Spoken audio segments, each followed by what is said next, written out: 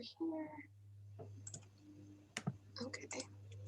So, all right, can you guys see that PowerPoint if it's loading? Yep. Okay, perfect. All right, well, so again, my name is Holly. This is Anna E. I am with the sales department at United Solar Electric, and Anna E is our production manager. So we are out in Brentwood. We custom design all of our solar systems, and here are just a couple of the brands that we work with for our solar panels and inverters. So just to dive in on some of the basics of solar, what to look for when you're getting started and what to kind of watch out for. The big thing, the do's, you want to make sure that your system is designed on your usage. So what we like to do, we'll take a look at all of your usage for the past year, make sure that your system is going to cover that.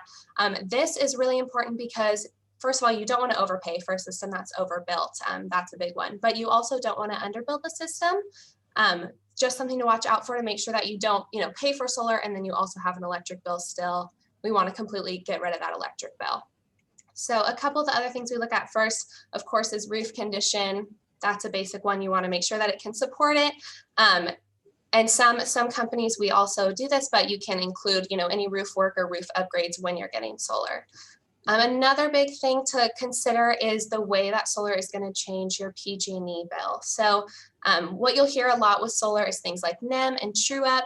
These are just things that when you get solar, your billing changes and the way that they track your electricity changes.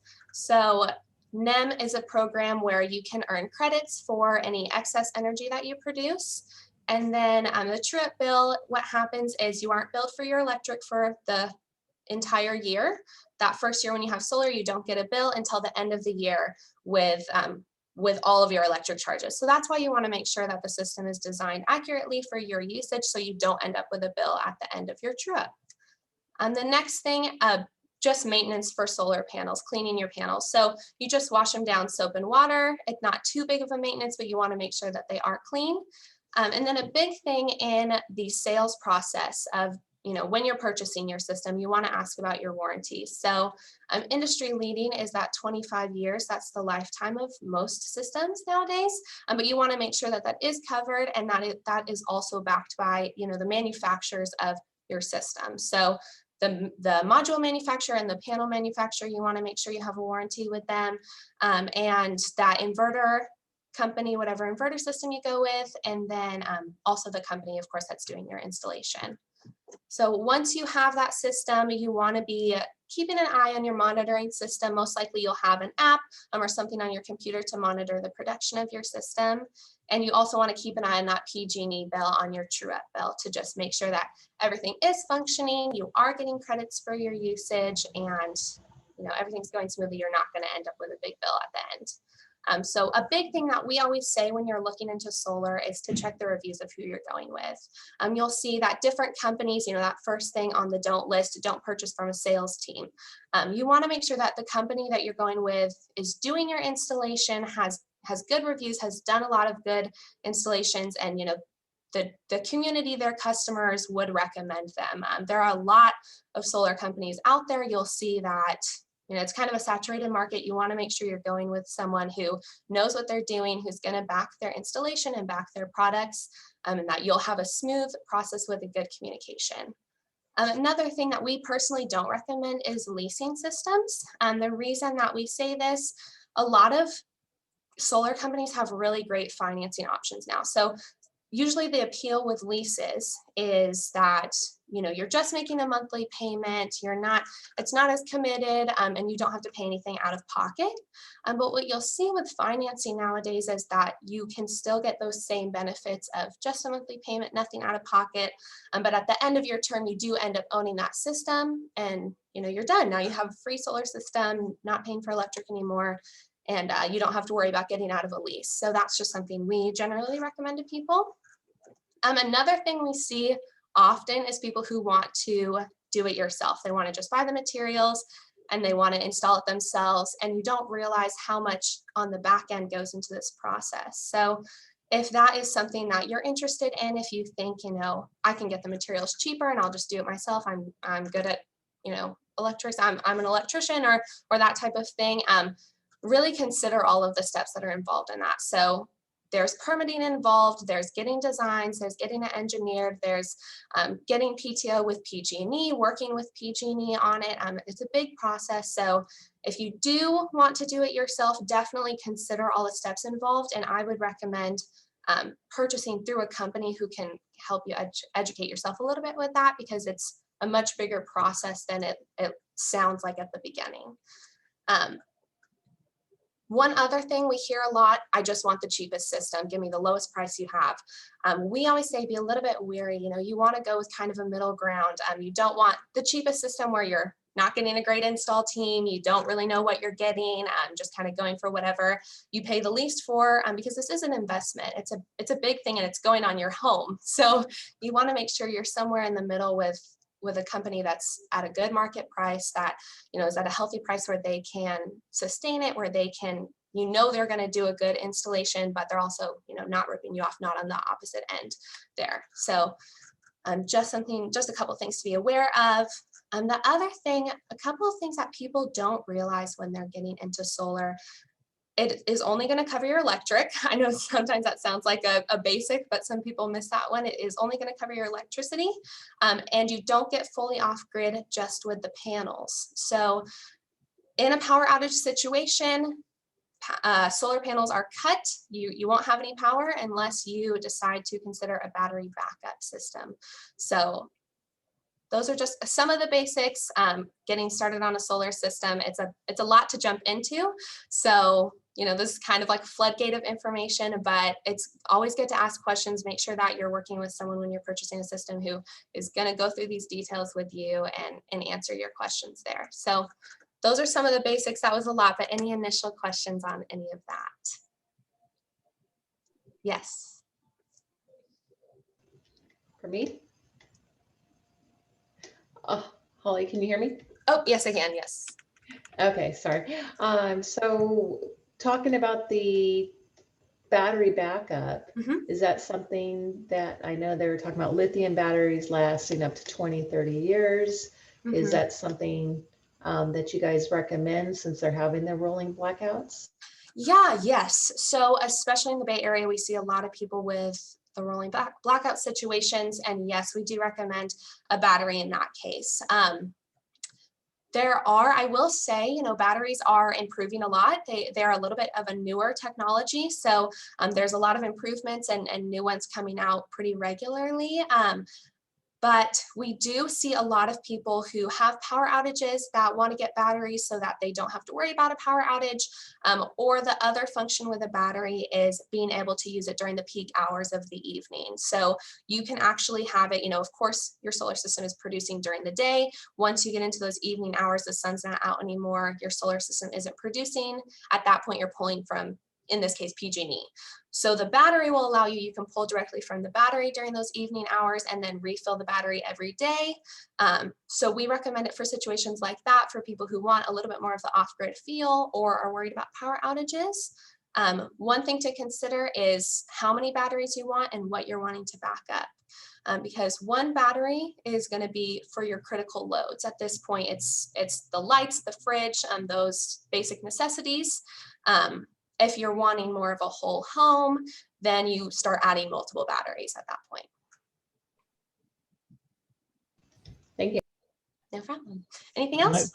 Yeah, could I just ask for the batteries? Is there any advantage in the ones which are which charge AC or the ones which charge DC? From like if you're also gonna, I'm just thinking. Reason I'm thinking that is if you're going to put in a car charging unit as well. Yeah. So from what we've seen, no. It kind of depends on what your inverter system is, what type of battery you're getting. If you're getting an Enphase or Solar Edge system, most likely you're getting Enphase or Solar Edge, and then that kind of determines what battery will work and be compatible with your system. We typically use Solar Edge systems, which have inverters that are set up to connect to a battery and to an electric vehicle where you can charge directly from your solar system. And we see that functions really well. It allows you to, not be pulling from PG&E for those things. But production-wise, I wouldn't say there is too much of a difference from what we've seen. Okay. Do you and you don't use Tesla? We don't use Tesla batteries. So Tesla, from our knowledge, they don't produce their own panels. So they use some panels that we also have access to that we can sell. The big things that they produce are the Tesla Powerwalls, which we don't have. And then they have their own car chargers, which are compatible with our systems as well. Okay. Yeah, I was thinking about the Powerwalls. Mm-hmm. Yeah, so from what I've seen recently, they are out of stock or on back order, but our systems are compatible with them. So if you do prefer to have that Tesla Powerwall, you can, purchase it and we can install it and connect it, that type of thing. So are your inverters on each panel, or do you have it as a single thing at the so that's kind of the difference between Enphase and SolarEdge. So Enphase is microinverters on each panel, which this looks like, it's literally on the roof under each panel, and then they all, go together. But SolarEdge is optimizers on each panel. The big things with these two systems, both of them allow each panel to function independently. So you don't have to worry about the string system where, one panel goes down, the whole system's out. But with SolarEdge, you do have one central inverter on the ground. The reason we prefer SolarEdge is because that inverter is in the shade, most likely in your garage, on the ground, really easy to access. And electronics, when they're on the roof in the heat, they don't function as well. So with SolarEdge, you do have a little bit higher of an efficiency than what we've seen with what they have with Enphase. But we do offer both systems because we see, with Enphase, it functions better in shade. SolarEdge has a little bit higher efficiency. So there's pros and cons to both sides. Okay. Thanks. No problem. Anything else? You have some more for us? Yes, I do. Okay, so these are kind of the basics why you should go with solar. So I'm sure everyone has heard most of these, but the big one is saving money on your electric bill. So what you'll see with solar, of course, if you're paying cash, you're done. You don't have an electric bill anymore. Financing even has gotten to the point where you can save a lot monthly, no out of pocket, and you're cutting your bill down possibly in half, maybe even better. So it's immediate savings there. The other thing is protecting yourself from rising electric bills. I know with PG&E, we just recently had rates go up. So this is not something you have to worry about anymore. You're locked in for 20 years on the NEM program. Your system's going to work for 25 years. You're covered. You have a little bit more freedom in producing your own power, not as reliant on PG&E, especially if you get that battery backup. And then, of course, the clean energy benefit of, energy from the sun. So those are a lot of the reasons that people do go solar with us. Then I have a couple other small things to consider before or during the process of going solar. So the big things we say with comparing panels, what you'll see when you start looking into solar is that there are a lot of panel options and a lot of solar companies. So we say to look at the degradation rates and the efficiency rates. So degradation is lifetime output for the system. You'll see, it is an electronic. Over the 25 years, the power output will go down.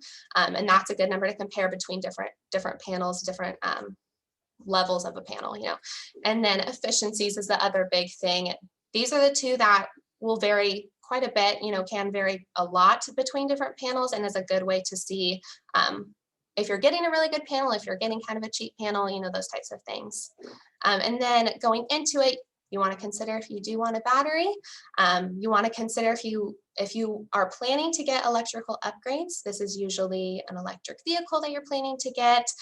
Maybe even a hot tub will increase your usage a lot, or water heater, those types of things, where you may want to overbuild your system a little bit to cover for those future upgrades. And then another small thing you can add on if you're worried about birds is bird netting. So those are the small little details that you should also kind of think of before that purchase. So yeah. Any questions about these things? No? All right, so then the next thing we can go into, I do have a proposal for Tammy that we can review. This will just give you an idea of what these proposals will look like and the information that you'll get from this. So let me go ahead and share that with you instead. Okay.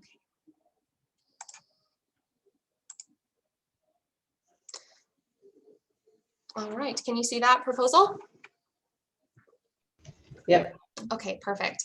All right, so the way that we design our proposals and our initial system design, we actually have a program that will build out your roof.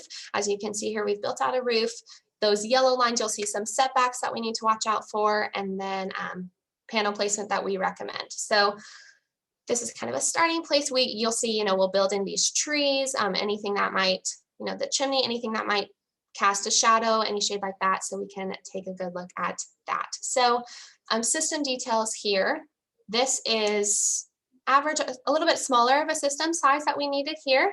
10 Q-cell panels and solar edge optimizers, those 10 optimizers, and the 1 inverter. So this is a great starting point for our system. And as you can see right here, it is going to produce, it's going to overproduce in these summer months. Typically with solar systems, you'll see a little bit underproduction during the winter, but those credits that you produce in the summer is going to cover that. Any questions about system details before I move on too far? Good. All right.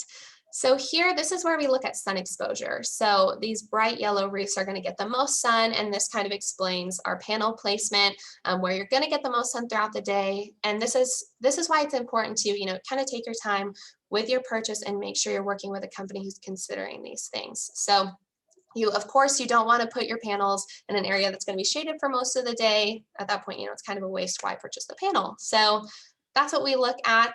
You'll see that you'll get the annual production, the kilowatt hours produced throughout the year, that system size, kilowatts, and then an estimated offset. So this is estimated by our design system. We like to give you a little bit of a buffer. That's why you're seeing that 114.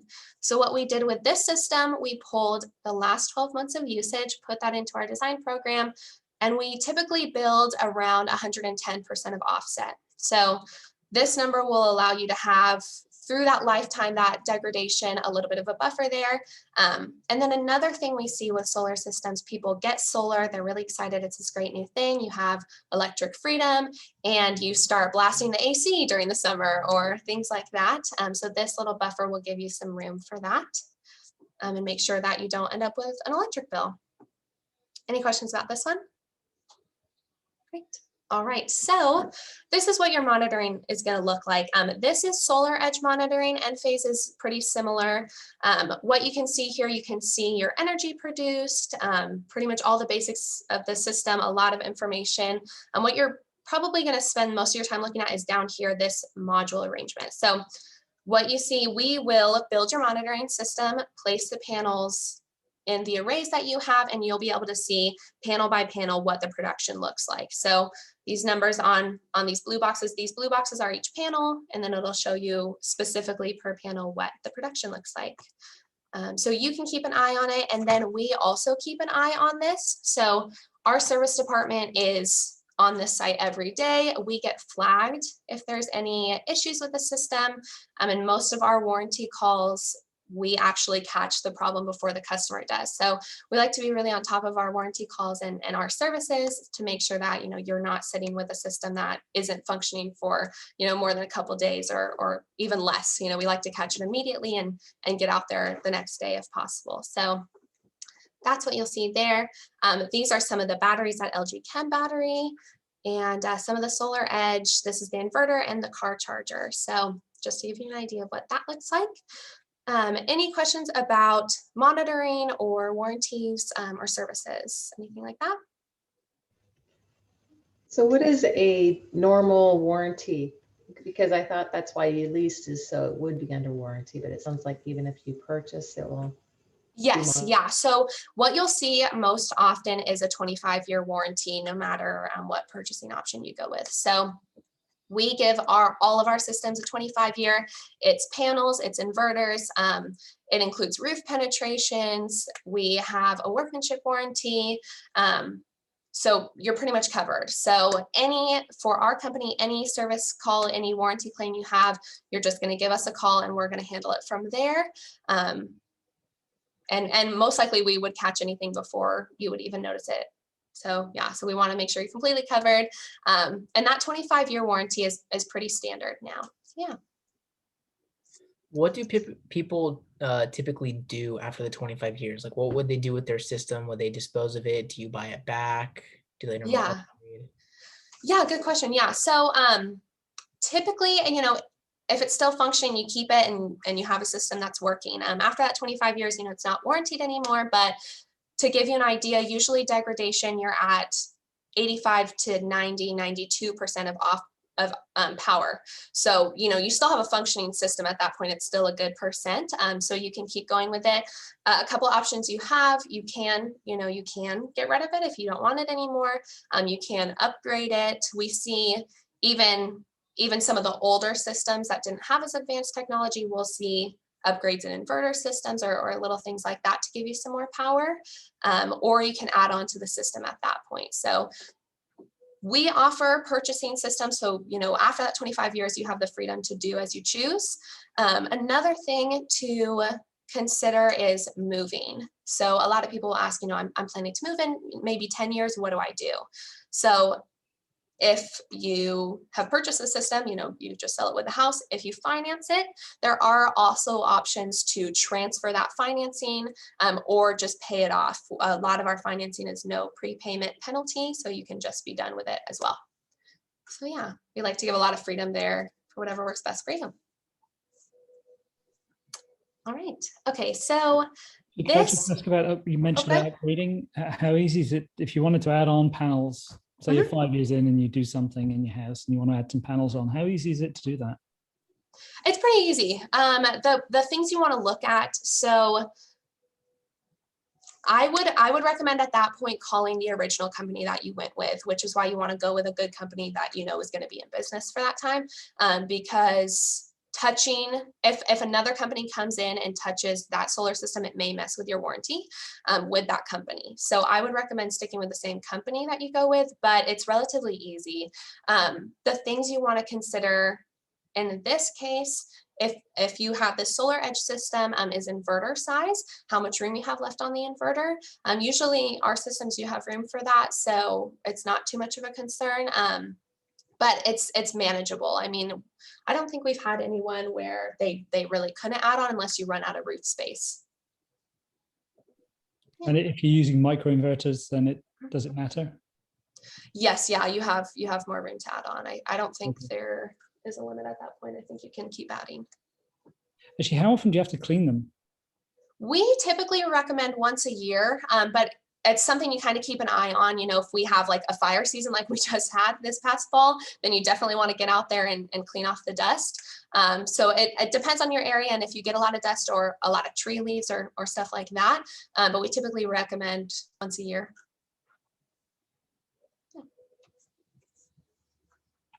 All right, so I'm going into a cash summary just to give you an idea of what this system would look like, this 10-panel system, cash price, $10,200. So what you'll see next big thing is that tax incentive.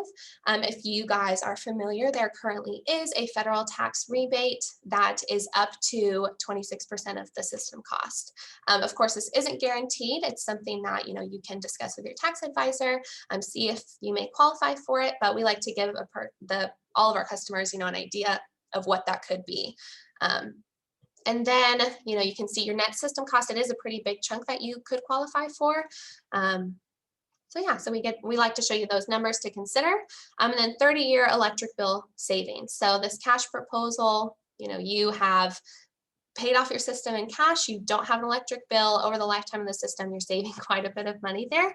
And this is assuming that PG&E rates don't increase. So considering the fact that they will definitely increase, it's going to be even more than that. So that is something we like to show along with that ROI, that payback period.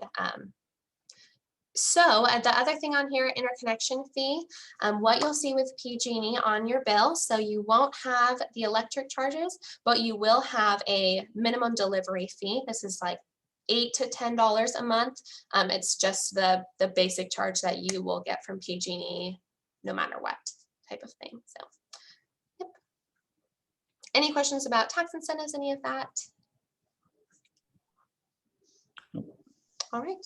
Okay, so this is just a little bit more details showing you that tax incentive number, saying it is estimated. Definitely recommend talking to your tax advisor. And then this is next steps. So kind of what the installation process looks like. So of course you sign the contract, you decide on your system size, you do all that research beforehand. What's going to happen, we're going to come out for a site visit, just to verify your roof, your main panel, and the layout that we had looked at, make sure that everything will work. At that point, then we will get to work on permitting and getting all of the background stuff set up. And then it will move over to Anae for your installation, get everything installed, make sure that we pass inspection, and then go into the PTO process with PG&E. This is permission to operate. This is where they give the final say, yes, your solar system is good to go. Now it's functioning, and you will start seeing no more electric bill. So those are kind of the basics. And then at that point, you're monitoring your system, and we are still monitoring your system. And if anything comes up, we take it then. So those are kind of the basics of that install process. Any questions about what that looks like? From the time that you actually sign something, what is the current timescale for getting to the point where you're producing your own electricity? Yeah, so what we typically see, and to verify with you, is usually about 2 to 3 months. The biggest waiting periods there are the permitting. This can take anywhere from instant to 6 weeks, and we're just waiting on the city at that point. And then PTO, which also can take quite a bit from PG&E. Yeah, it all depends on the city that you're in. So some cities can take up to 2 weeks, depending on how backed up they are. So yeah, I can, like Holly said, it could take up to a week, maybe the same day that we submit, to up to 6 weeks. It all just really depends. But we're constantly, reaching out to the billing departments and trying to get an update to kind of get it moving as quickly as possible.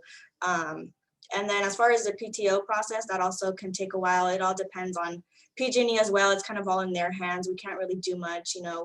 We'll be calling every day, but at the end of the day, they have control over how long they take, unfortunately. So, yes. But we do try our best to keep on them and kind of bug them until they can, hopefully speed up the process for you guys, because we also don't want you guys sitting for too long without benefiting from your system. So yes, yeah, and the install process itself is usually 1 to 2 days.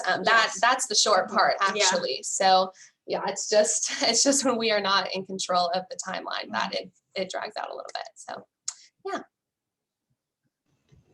So I know in Livermore they do it in the same day, and Pleasanton is a day to 2 days normally. So is what we normally see, which is great. Question about the roof. So if I wanted to put this on one of my investment properties, but the roof needs to be changed, it has about another 5 to 8 years on it. Do I wait until I get a new roof and then do it? Yeah, good question. So it is up to you. If you do have that time period, what we would say at this point is consider re-roofing now, because if you do wait, that is okay. And what you'll see is we will come out and remove the panels and then reinstall after you get the roof done, but there would be a charge at that point. So if you don't have that much of a roof lifetime left, then we would get you a roof quote. We work with a great roofer, and we could just do it all at once. But if you would prefer, maybe you have 10 years, maybe you have 15, you would prefer to wait, then we could, once you do need that re-roof, we could remove, let it get the roof redone and then reinstall. You just would have a charge at that point. Yeah. What about roof damage during install? Is that all taken care of? Yes, so roof penetrations is covered in the 25-year warranty. So if there is any damage from, where we do penetrate your roof, then that would be covered. Is it just a penetration, or is it walking around on the roof and something else? If we usually with walking around on the roof, if your tile breaks, we're going to replace it right then. Yeah, so that's typically all that we see in damage. And if we do break any tiles, it'll be replaced during the installation. Any other questions? All right. Well, that is all I have. If you do have anything else, I'd love to help out. Otherwise, you can get more information about us. Our website is unitedsolar.electric.net. But yeah. I have one more question. Sure. You know, talked about technology changing, and I know this is like with batteries and all that and solar. Um, is it better to get solar now? It wouldn't be committed for 25 years purchasing that system, or Mhm. you know, is it better to wait for that new system? I know some people want to lease because they want to get that new system since Mhm. technology is going to change in that time frame. Right. Yeah. So what I would consider, I'd consider a couple things. I would say get the panels now. Everything, you know, any technology is going to advance, but that doesn't mean you just don't, you know, get technology. Say, you know, with cars, where they're always coming out with new cars, but you don't wait to have a car until the newest one comes out, you know, it'll never end type of thing. And the nice thing about solar is you get it now and you stop having an electric bill. So even with the advances, you can upgrade in the future. You can, you know, change those things out. And and you can be set up for other future advances. So what we see a lot is, you know, people want to wait for batteries. They are planning to get an electric vehicle in the future. They want to wait for those upgrades. So we set them up with a system that is going to be able to handle, you know, a battery upgrade, an electric vehicle charger, those types of things. But I would definitely say don't wait on getting solar panels, because in that time period that you're waiting for technology to get better, you're paying PG&E more than you would be paying for your solar. So, yeah. And the other thing to consider with PG&E is the net energy metering program. We touched on a little bit at the beginning. So this is their program for crediting your overproduction. So it goes into your true-up bill. What you see is every month you either get a credit or a charge. What we're in right now is Net Energy Metering 2, NEM 2.0. This program allows you to end up without a true-up bill, end up, you know, evened out, your credits cover your charges. But what we've seen in the history of this program is there was, you know, NEM 1, now we're in NEM 2, and it gets a little bit worse for the customer every time they upgrade or they change the program. So that program, we currently are coming to the end of net energy metering 2. So we recommend, you know, people get on this. You get grandfathered in for the 20 years of this program, and you don't have to be concerned about net energy metering 3. Because there are a lot of rumors about that program and it does not look good for the customer. So you want to make sure that you get in a program that is still doing that crediting system and that yearly true up where you can not have to worry about the electric bill. So that's one thing we say, you know, if you are considering solar at all right now, get in it now, because you can upgrade and that way you're locked in a good program. Sounds good. What about the battery? How much additional would that be for the battery to run? Yes, so I will say battery prices can fluctuate a little bit. What we've seen recently is that a lot of our electronics have gone up in price. A lot of things have just increased in price. I mean, even the cost of lumber has gone up quite a bit. So right now, our first battery is $13,000. So this is with a solar edge system. This is something to consider between solar edge and Enphase if you are considering batteries. That Enphase battery is a lot more expensive than the LG Chem battery that we use with solar edge systems. So the first battery is going to cover everything to get you set up with a battery, the backup interface with the battery, the correct inverter with it, everything. And then when you add on additional batteries, they're a little bit cheaper after that. I will say in the next, we're expecting hopefully mid 2021, possibly end of 2021 battery upgrades, some new ones coming out that will be a little bit bigger. Our current battery is a 9.8 kilowatt battery with LG. Excellent. Well, City of Livermore is trying to implement the use of more electric and getting rid of the gas and stuff as quickly as possible. So I know you guys will be really busy. Yes. So we appreciate you taking the time to answer all these questions to you. And I'm sorry we missed Ryan, and Annie, it's great having you here too. Any other questions from Daniel or John? No, that was great. Thanks. No problem. Great. So we'll go ahead and put this on our YouTube channel, and that way people can look at that and the stuff too. And do you have a screen with all your information on there, Holly? Let me go ahead and pull this up for you. I will get, if we'll just go right to this front screen, you'll see right here, United Solar Electric, our info, email, and our phone number. And then, of course, if you do, just Google us, you'll see some Google reviews, some Yelp reviews, and our website on there as well. Fantastic. Well, thank you again. As I mentioned to Ryan, we try to bring stuff of value to different people, and every month we do something a little bit different, and we're glad you were able to join us tonight and so forth to put that together. We do have a drawing, and it's a $25 Target gift card. And since I was recording, I didn't go and do that. So hold on one moment. Let me stop the recording here.